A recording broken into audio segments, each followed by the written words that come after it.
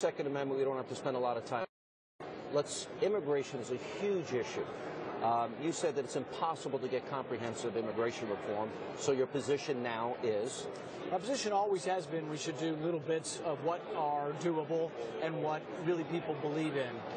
Right now we have 11 million people in the country who are said to be here illegally. Well, if you do nothing, you'll get 11 million more. So I think having no immigration reform is a non-starter. You need immigration reform. But the first problem is you have lawlessness on the border, and there's also a national security risk to people who just walk into our country. So the first thing you have to do is secure your border. I think there's a vast consensus on that, and if we had a bill to secure the border, it would pass. But the Democrats, the liberals, the president, have wanted everything or nothing. So they've prevented the border from being secured. Also realize that the laws in place actually allow for the president to secure the border. He's just not willing to do it.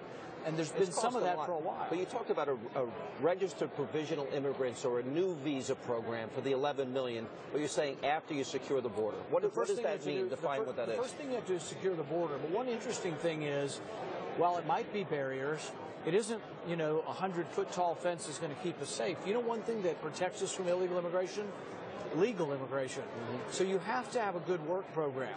I know many farmers in Kentucky, and they come up to me and they say, well, I have 30 workers. And I say, well, are they any of them Americans? They say, no, they're all migrants. I said, well, do you advertise? They say, yeah, I'm forced to advertise to be in this program. I said, have you ever had an American apply for a job?